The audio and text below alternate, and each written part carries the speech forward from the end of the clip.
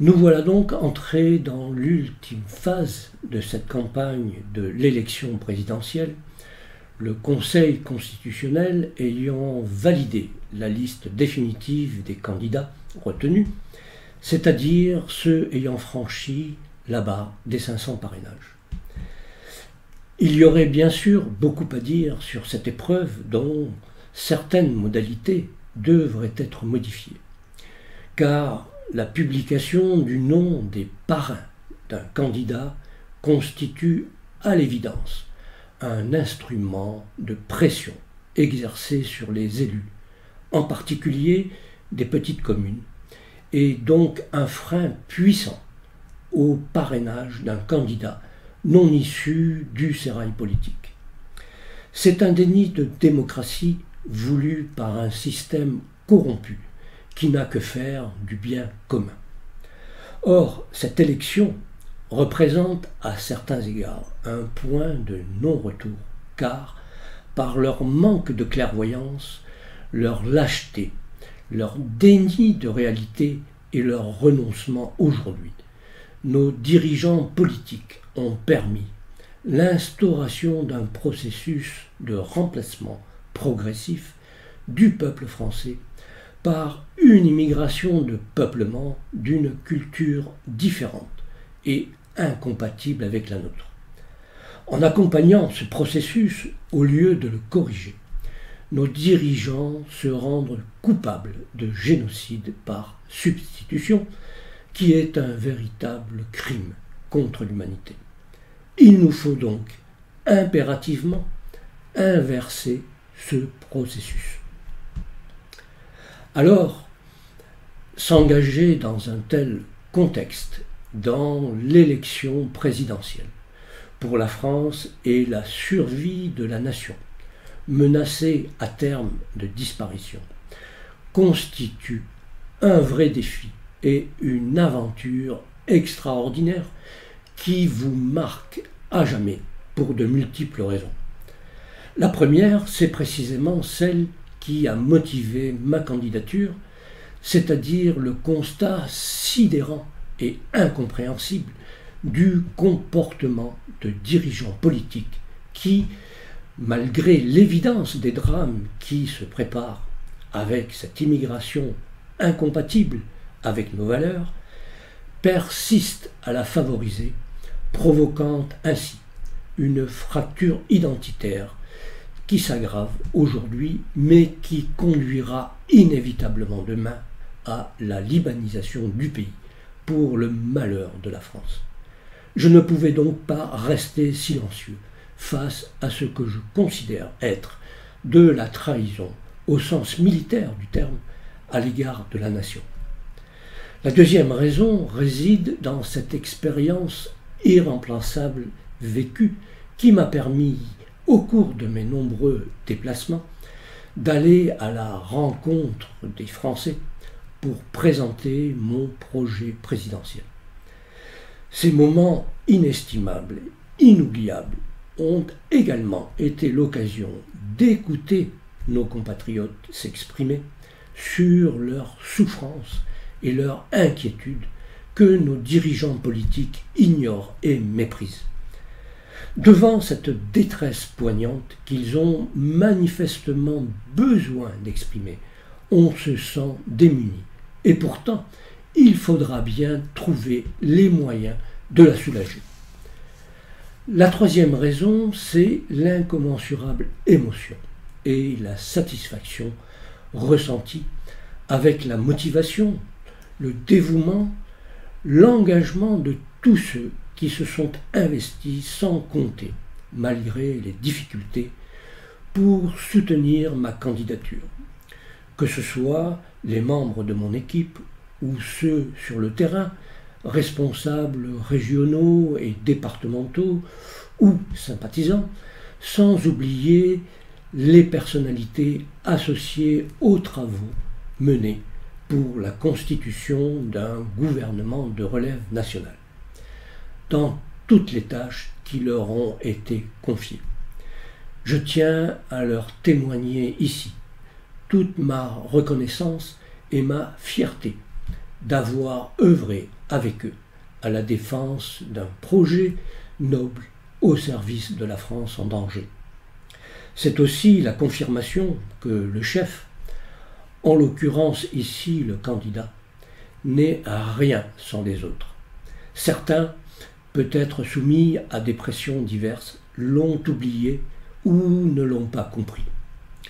La quatrième raison découle en fait de la précédente et concerne l'autre face plus trouble de la nature humaine qui s'est manifestée par des pratiques agressives de débauchage exercées sur certains de nos responsables, régionaux ou départementaux, visant à les amener à convaincre les maires qui m'avaient promis leur parrainage de s'orienter vers une autre candidature. Des manœuvres malhonnêtes qui révèlent par ailleurs, chez ceux qui ont accepté de se soumettre à ces pressions, leur inconstance et leur perte du sens du devoir et de la loyauté. La cinquième raison, enfin, c'est la confirmation de la puissance des médias, communément qualifiés de quatrième pouvoir.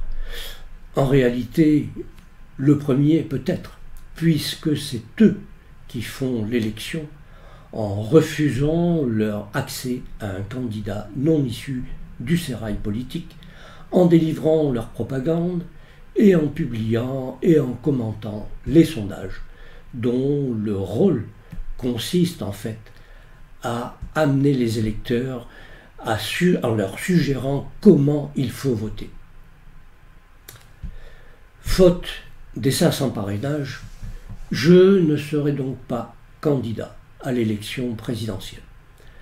Mon combat n'en est pas pour autant terminé et j'appelle les Français attachés à notre héritage historique, spirituel et culturel et déterminés à défendre notre identité, à soutenir à présent une candidature patriote, celle qu'ils considéreront comme la plus utile et la plus à même d'obtenir la victoire, condition nécessaire à la survie de la nation, pour engager la renaissance de la France, aujourd'hui fracturée, défigurée et martyrisée.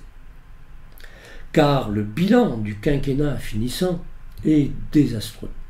Sur le plan économique, la dette publique abyssale avoisine les 3 000 milliards d'euros, avec les 400 milliards dus à la crise sanitaire et à la politique du quoi qu'il en coûte. Les déficits publics excèdent largement la croissance de l'économie. La balance commerciale approche les 100 milliards d'euros et le chômage reste très supérieur à celui de la plupart de nos partenaires européens. La crise sanitaire a révélé l'état déplorable de nos hôpitaux et la dépendance de notre pays de l'étranger en raison de la désindustrialisation croissante et de la dégradation en matière de recherche et développement. Sur le plan de la sécurité, la délinquance est en hausse inquiétante dans de nombreux domaines. L'école, de son côté, vit un véritable naufrage. Les classements PISA en témoignent d'ailleurs.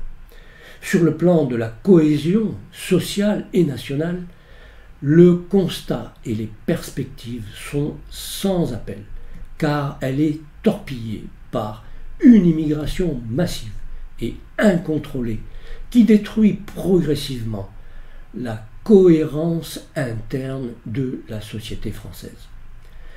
Le délitement inévitable de notre pays était d'ailleurs dénoncé dans la tribune dite des généraux d'avril 2021, à laquelle le président candidat n'a pas daigné répondre. Le constat qui était présenté est pourtant approuvé par une large majorité de Français. Sur le plan international, enfin, la France n'a cessé de subir en peu de temps des affronts, voire des humiliations, avec notamment l'annulation de la vente des sous-marins aux Australiens, l'expulsion de notre ambassadeur et l'obligation de retirer nos forces armées du Mali, l'accueil glacial du président français par le président russe le 7 février dernier à Moscou et l'échec de la discussion sur la désescalade dans le conflit Russie-Ukraine. Ce lourd bilan, celui du président candidat, a fortement contribué au déclassement de la France en perdition, amplifié par une immigration de peuplement injustifiée et pour la plus grande partie inassimilable. Le sursaut du peuple devient donc aujourd'hui une impérieuse nécessité s'il veut stopper ce déclassement et ce processus de remplacement engagé depuis de nombreuses années, auquel ne s'oppose aucunement le président sortant, malgré la menace qu'il représente. C'est de la survie de la nation qu'il s'agit, et le sujet doit être une priorité dans le débat pour cette élection dont tout laisse à penser qu'elle pourrait à nouveau être volée comme en 2017, car le président candidat, qui ne souhaite pas aborder ce sujet, a instrumentalisé à dessein la crise sanitaire, privant les Français de libertés fondamentales sur la durée, pour cacher sa gestion, non seulement désastreuse, mais scandaleuse, notamment avec l'interdiction faite aux médecins de soigner, avec ses conséquences, et avec la volonté manifeste de diviser et d'emmerder ceux qu'il considère comme des sous-citoyens. Et il instrumentalise aujourd'hui la guerre entre l'Ukraine et la Russie pour gouverner par la peur et apparaître comme le seul capable de protéger les Français. Cela lui permet d'occulter totalement du débat public les conséquences de cette immigration extra-européenne et de l'islamisation qui en découle. Pendant que les médias évoquent l'invasion à l'Est avec cette guerre, qui aurait pu être évitée simplement en refusant l'entrée de l'Ukraine dans l'OTAN, l'invasion se poursuit au Sud. Avec la réélection d'un tel président, la France ne survivrait pas. Défendre l'identité de la France et de son peuple est donc un devoir légitime et c'est même un droit de l'homme. Alors, aux urnes citoyens, faites votre devoir pour que revive la France.